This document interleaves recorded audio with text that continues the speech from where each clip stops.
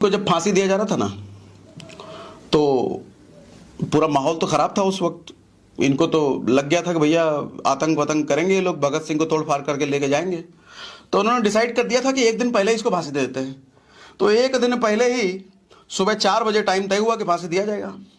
तो इनसे जब पूछा गया भगत सिंह से, भैया तुम्हारी आखिरी इच्छा बताओ, तो भगत सिंह ने कहा कि किताब पढ़ रहा हूं, 15 पेज बचे हुए हैं, ये 15 पेज पढ़ लेने दो।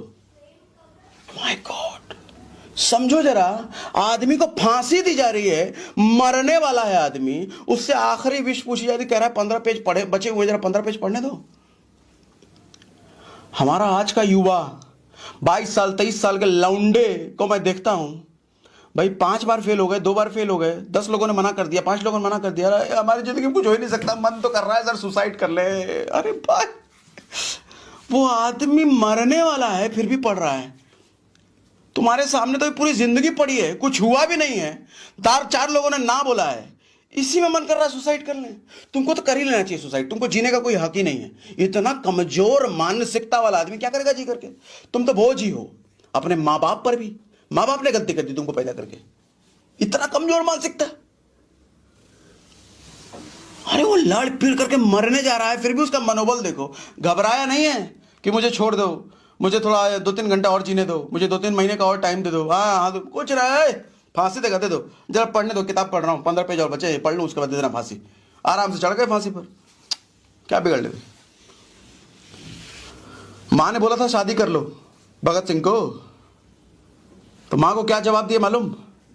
बोले माँ, एक तो तू मेरी माँ है, दूसरी मेरी ये देश माँ है, मेरी धरती माँ है, ये गुलाम है, कैसे देख लूँ मैं इसको गुलामी की जंजीरों में बंधा हुआ? जब तक इसको आज़ाद नहीं करा देता मैं शादी नहीं कर सकता। ये था वो अपने देश का युवा। भाई साहब, ओहो, धरती का नियम सबके लिए सेम है सर, तप किए बिना किसी को कुछ नहीं मिला है, किसी को कुछ नहीं मिला है। सहना तो पड़ेगा, हार के चमेट को सहना तो पड़ेगा, बार बार गिरने को सहना तो पड़ेगा, बार बार रिजेक्शन को सहना तो पड़ेगा, मन की तकलीफों को सहना तो पड़ेगा। सहे बिना कोई बना नहीं है आज तक। कौन बना है?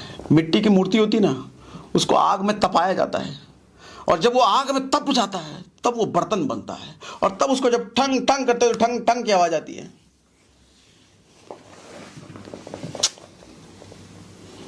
सूरज की तरह जलना चाहते हो, चमकना चाहते हो, लेकिन जलने के लिए तैयारी नहीं हो, कहां से करोगे? तपना तो पड़ेगा दोस्त।